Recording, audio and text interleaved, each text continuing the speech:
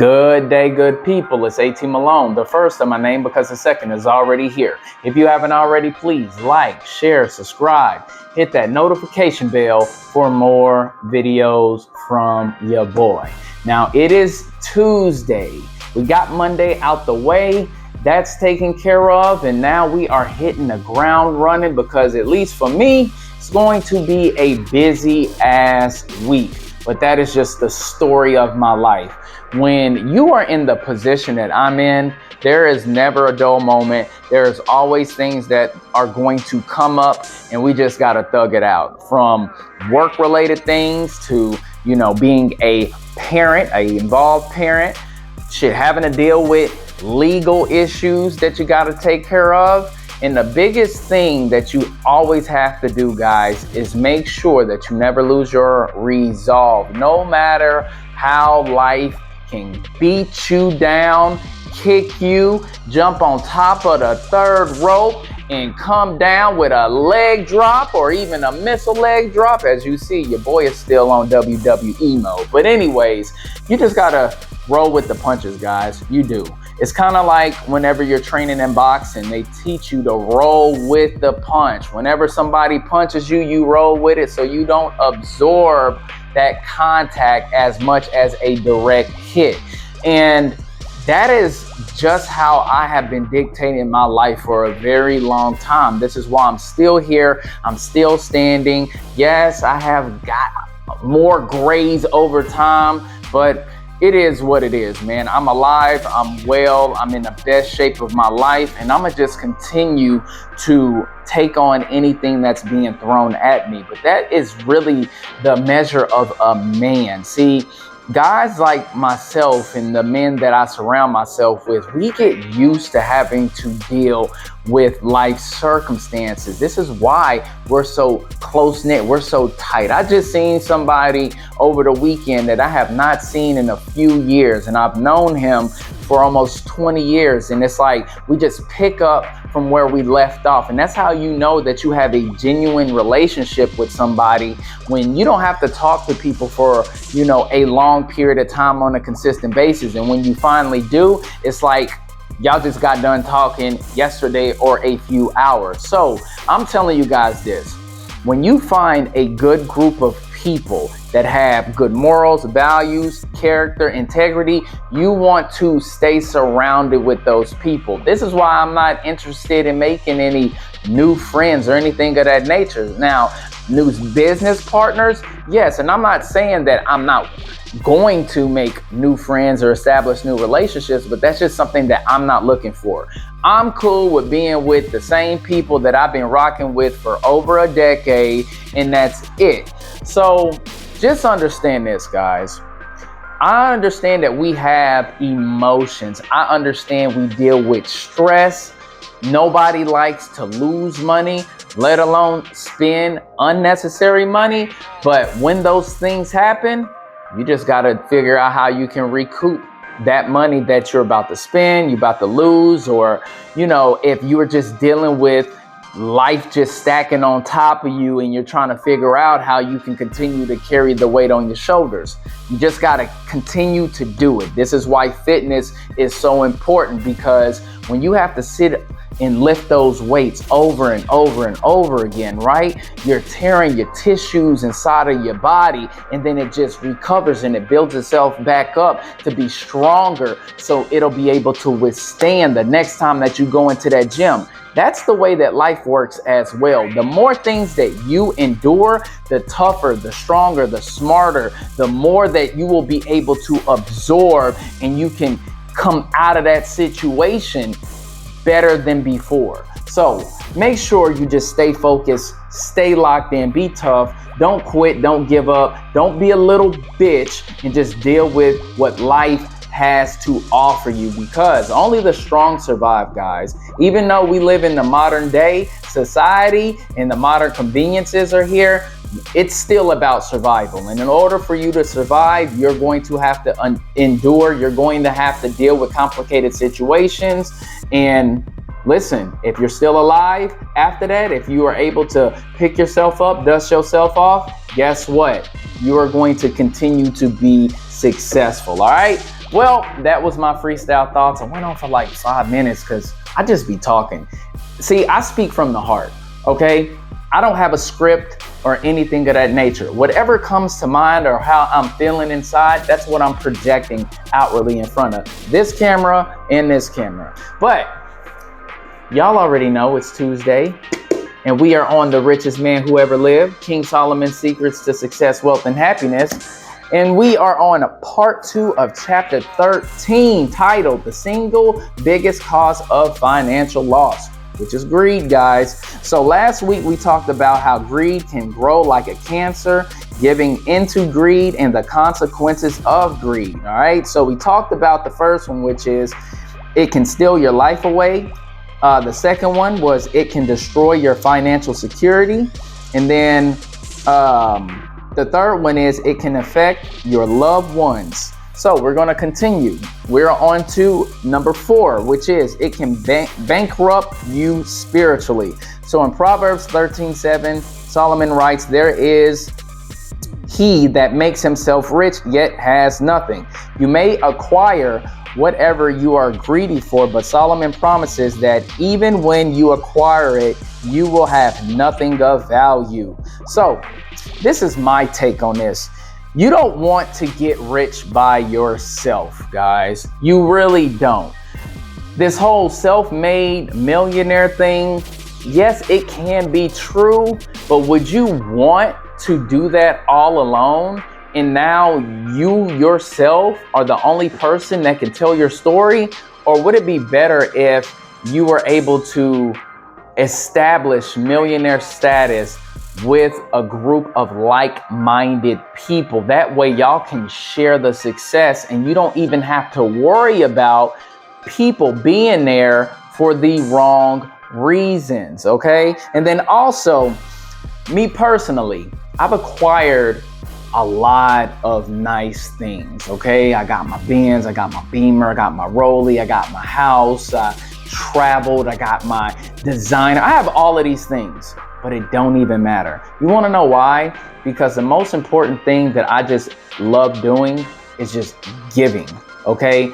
Making sure that my son has the upbringing, the childhood that I never had. Being able to put money towards his financial future. I value that more than any of the nice material things that I have, because it makes me feel good, like I am breaking generational curses, because my parents didn't save no money for me. They gave me the bare necessity things, right? They never took me on trips over the summer like that on a consistent basis, the way that I do with my son. And that's what I enjoy doing, instead of just hoarding that money, keeping it for myself. And I'm telling you guys, once you buy the things that you want, you'll get sick of it over time, and then you'll be like, you know what, how can I utilize my resources to help benefit other people? And that's what's going to give you that substance that you need, especially to hedge against being greedy. All right. Now, 5, it can steal your happiness and reason for living. At first, you just want a little bit more. Then you want a little bit more. At first, you're thinking about it once in a while. Then you're thinking about it every day until it dominates your focus all day long. You can't be happy or fulfilled because your focus is on what you don't have. It makes you lose what your purpose for living is, because your life is now centered on chasing what you still lack. That's the nature of greed. Now, I'm kind of torn with this one, because we tend, guys that are ambitious, we tend to get so focused on the mission that it can distract us. It can be the only focus, right? But at the same time, it's like, well, if we all have a duty to provide for, you know, our loved ones, our kids, our woman, then how else are we supposed to do that unless we actually make whatever that goal is? Whether it's, okay, I want to go back to school and get a degree because I want to make more money so I can do a better job supporting my family financially. Or, you know, you might already be in the job field and you're trying to get a promotion and you have to do certain things to qualify to get that promotion. It's very, you know, tug of war-ish when it comes to that. And I believe that you just have to find what that balance is, so it does not just be your primary focus. Because once you start pushing your kids to the side, pushing your woman to the side, that's where a lot of problems start happening. We know that, right? So you just have to figure out what that balance is. And also, another thing that confuses me, or being torn with this, is like, okay, fine. My first house was only like 1,000 square feet, right? And I bought this house because my son needed more room. He was growing out of his room. He had so many toys that he was having toys in the living room, in my outdoor office space that I had, in the laundry room. So I bought this house. Does that make me greedy? I don't think so. Could I have managed over there? Well, after everything transpired with me being divorced, yeah, I would have had more room. But it wasn't enough room for myself to thrive in and for him to thrive in. So you have to just be careful, because you don't want to be so humble to where you're like, well, I don't want to be greedy, even though you might have the resources to purchase something like a bigger home because your family is growing. It might be necessary for you to do so, okay? Now, 6, it can steal your integrity. In Proverbs 28:20, Solomon states, "But he that makes haste to be rich shall not be innocent." Greed is never patient. It's always in a hurry to get that which it covets. It fuels your natural drive for instant gratifications. In their quest to accelerate their wealth, people become willing to do that which is unethical, immoral, or illegal to acquire more. There's nothing inherently wrong in desiring more, but when that desire becomes our focus or cause us to set aside our priorities, values, or ethics, it has become greed. Now, I have seen this firsthand with people, guys that I met that were at the very bottom, that were the court jesters in their social group. And as soon as they get a little bit of clout, a little bit of notoriety, they completely forget about who was riding with them from day one. And you guys have to be conscious of that too, because you can spot these things early because of how they act and how they deal with, certain popularity that they might obtain. These guys will flip on you, okay? It's hard to find people like you. We'll talk about day ones, and yeah, I've been rocking with this person from day one. But even some of your day one people, once they start, moving up in the world, once they start becoming successful, some people do forget where they come from. They do. And it sucks because, let's just say me, right? You can ask anybody who knows me. I ain't never switched up. I've been the same guy forever. The only thing that changed is my evolution. But me, the core person that I am, same guy, same exact guy. You can't find one person walking this planet that says, oh, AT changed, AT switched up. No, AT has been the same guy. Maybe you changed. Maybe you are the one that lacked the integrity that I don't respect anymore. Maybe you're the reason why I stopped fooling with you and him and him and him, because y'all are the people who switched up. Y'all are the people that lack integrity. Y'all are the people that are not loyal. Y'all are the people that forgot where you came from. And I'm the one that stayed solid since day one. And I'm looking at you like a stranger because you're the one that switched up. You were the one that changed who you were. And that's why things did not, continue as far as us being friends or being, business partners or whatever you want to call it. No, but this is what greed does, guys. This is why a lot of people should not have clout, should not have any notoriety, because it just brings out the worst in them. All right. 7, it creates a false sense of security. In Proverbs 11:28, Solomon writes, "He that trusts in his riches shall fall." The more money a person makes, the more likely they will become arrogant they begin to think they can get away with more and more. They take more risk, and when they fall hard. So I never wanted to be like that. As much success that I have experienced in my life, I always want to make sure that it does not corrupt me, because we know greed corrupts. This is why I keep certain trinkets around my house with me to remind me of where I came from. Like, I got this Texas pinky ring that I bought when I was a teenager, when I was doing certain things that was probably unethical, illegal. But the reason why I did it is because I didn't have no money. Even though I was working my ass off, I had nothing to show for it. So I keep those things to remind me that, listen, even when the odds are stacked against me, even when, money isn't flowing the way it needs to flow, go back to what you had to do in order for you to make the money, to be able to feed yourself, to buy the clothes that you wanted to buy. Being resourceful, because at the end of the day, whether it was legal or illegal, I was just being resourceful and I was using my brain. Maybe not in a positive way, but at that particular time it was. And it just goes to show that I will do what it takes in order to survive, okay? Because I am a survivor. I refuse to be broke. I refuse to be poor. I refuse to ask people for financial help, and I will do whatever I have to do in order to move up in the world. All right. Now, also, you got to look at, let's just say, these professional scammers too, guys.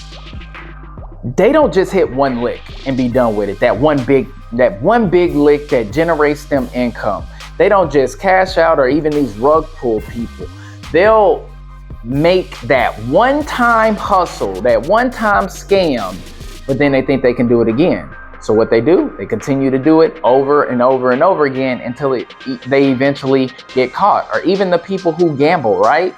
People who gamble, they'll bring a certain amount of money to the casino. They'll say, okay, this is all I'm gonna spend, right? They'll end up doubling their money, and instead of saying, okay, I doubled my money, I'm good, what do? They say, damn, now I can gamble even more money. And then they'll do that until they lose all of their money or just break even. Me personally, I think that's the dumbest thing ever, because I come from the ilk of, and I don't gamble. Y'all know I don't do that gambling stuff. Going to the casinos, not doing it. Now, if you want to give me money to go do it, yeah, I'll use your money and gamble your money, but my personal money, it's not happening.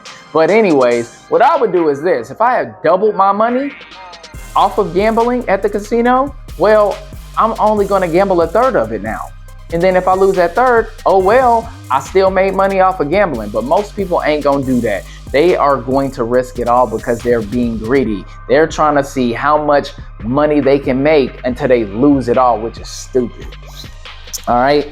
Now, detecting greed in its early stages. Remember, greed isn't defined by what you want, but rather by the lengths you will go to get it.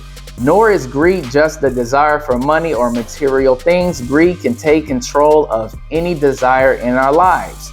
Achievement, love, sex, alcohol, wealth, or material possessions.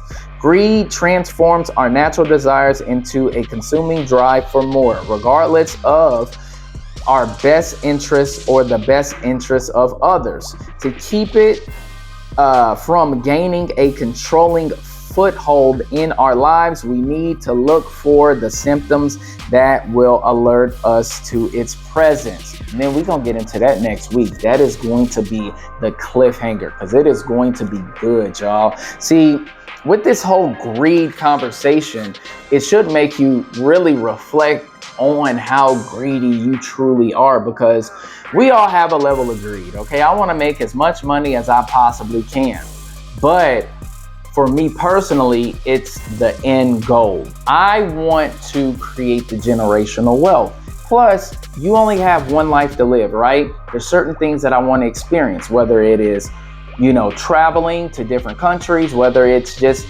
owning certain things that I grew up wanting to have, like a Lamborghini. I tell my son all the time, before I die, I'm going to have one.